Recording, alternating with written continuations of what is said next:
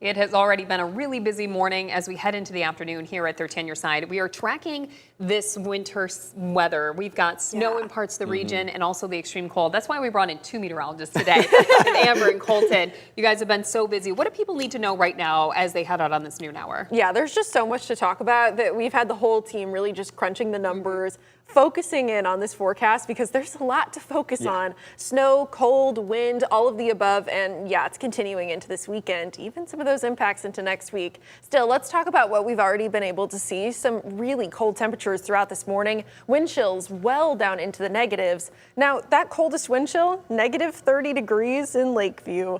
Not exactly a number that you want to see. It was a very cold morning and it's still very cold right now. Current temperatures sitting still just slightly below zero for much of West Michigan.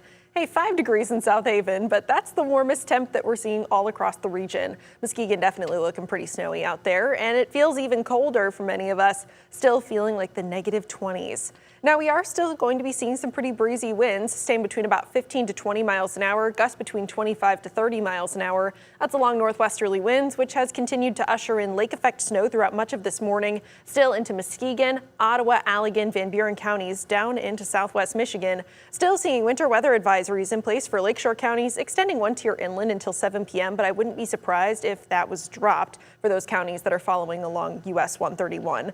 Now, that's not the only alert that we're seeing. Cold weather alerts. No surprises there. Cold weather advisory for Allegan and Berry counties and everyone south of that until tomorrow morning, but extreme cold warnings further north. So that's along the I-96 corridor and everybody north of that. We are still expecting temperatures that are dropping into the negatives. We could even be seeing some record-breaking low temperatures and also wind chills that could be down to about negative 30. Some seriously cold temperatures on the way, and this isn't necessarily something that we see every day, Colin. Yeah, we're talking about near record lows overnight tonight. Grand Rapids' coldest all-time low is negative 24.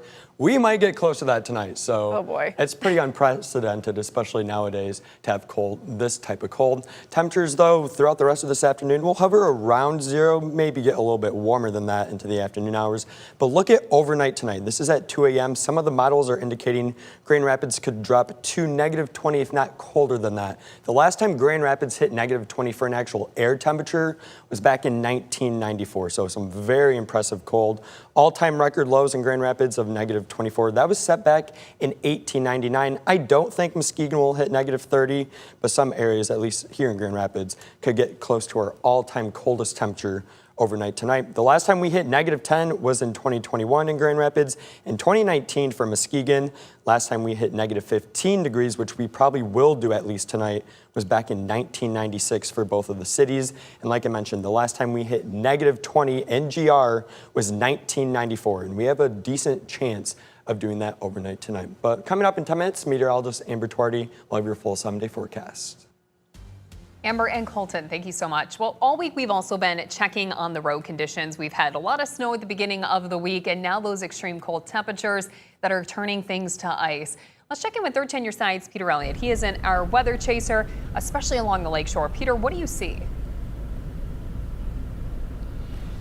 Elena, we actually just saw a car that had slid off the road here along northbound US 31. Let's give you a look from our dashboard camera here. Look at these whiteout conditions. This happened so quickly. It was, you could see probably about a quarter mile ahead of us, and now that visibility has really been reduced to probably 50 feet or so, 50 to 100 feet. This happens so quickly when those semis and other cars drive past us or in front of us, kicking up that snow and all those wind gusts really pick up the snow and make it really tough to see out here. That is why it's been so challenging to drive, even though if you see the roads here, they are not too covered. They haven't been coated really in ice that we have observed, not too covered in snow, but really it is the visibility that has been a major challenge here, especially along the lakeshore. It was sunny earlier in the day in Grand Rapids. Here along the lakeshore, just past the Norton Shores area, whiteout conditions, slate gray skies, but again, overall the roads pretty quiet as the schools are out of session. A lot of people are staying home. Still the message from all the road commissions around the area: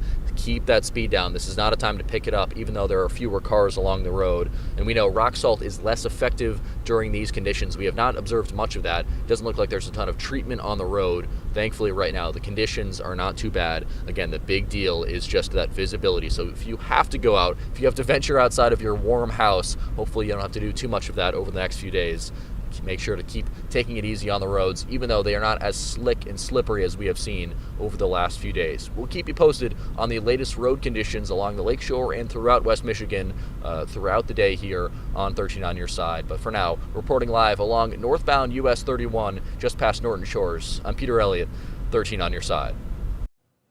Peter, thank you for that look at the roads. And if you do have to go out, keep in mind that hypothermia and frostbite can set in just minutes. So you're going to want to make sure you're bundled up from head to toe, cover all those extremities. But let's go to 13 on Your Side's Micah Cho. He's outside on the weather deck. He did bundle all up, and he's only going to be out there for a few minutes. But he's going to tell us what else we need to know if we do have to head out today. Micah. Yeah, bundled up from head to toe. So what you're really going to want to wear is your hat, a heavy coat. I got a parka on, a scarf or a balaclava, anything that covers your face. I have snow pants and I have like 10-pound boots on me. So all of this is to kind of prevent the risk of frostbite and hypothermia. So what is that? So that's when your body is not producing as much heat that is going out. So to prevent that, you'll really want to make sure everything you're wearing is dry. So no wet clothing. And if you do get wet, you're going to want to make sure you get to a warm area and remove any of that wet clothing. And then you'll want to, replace that with dry clothes. So we're talking with Dr. Kristen Oldenburg.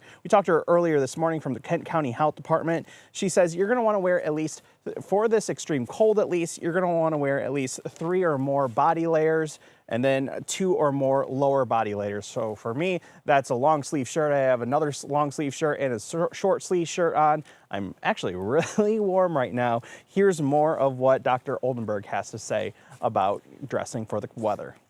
But if you have to go outside and you do that, it's really important to not stay outside very long. So depending on how cold it is, I've heard that there may be wind chills as low as -30 this weekend. And if it's that cold, then you shouldn't be out for more than 15 or 20 minutes at a time, which means that maybe you do your outside work for 20 minutes and then you come inside and you warm back up before you can go back outside and do that again. It's also important to avoid the coldest times of the day. And those coldest times of the day are in the early morning hours and when it gets dark at night. So I've been out here for about 4 minutes. I'm going to go back in, Elena. We'll see you back out here in a little bit.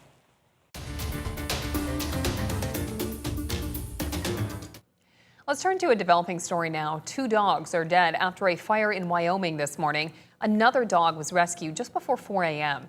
Our crew on the scene spoke with fire officials who tell us no humans were hurt. Damage to the house is extensive. There's a lot of damage in the house, so we'll kind of be going through that here in a little bit, taking some pictures and doing our investigation. So it'll still be under investigation for right now. And get the guys out of here and get all their hoses cleaned up and warmed back up for a little bit. Now, it's unknown what caused this fire right now. Fire officials also remind people to keep fire hydrants clear of snow so they can react quickly in case of an emergency situation like this. In Grand Rapids, firefighters say they're seeing an increase in calls related to unsafe heating. Space heaters are among the leading causes of winter house fires. They should be plugged directly into the wall, should not be used with an extension cord. Heaters should be kept on a flat surface at least 3 feet away from anything flammable. Fire officials say they also have other concerns. With anything that has combustion, like an oven, a furnace, or a water heater, that type of stuff, or a generator outside using that type of equipment, creates carbon monoxide. So that's a real big danger, especially in the wintertime. Even vents from your water heater and furnace can get plugged up, create icicles, so they'll back up into the home, creating carbon monoxide. The fire department also recommends having working carbon monoxide detectors on every floor of your home. Arctic air has settled over the Midwest with temperatures well below 0 at times and wind chills down to -30. A closer look at when we'll start to see some improvement and how much more snow to expect coming up after the break.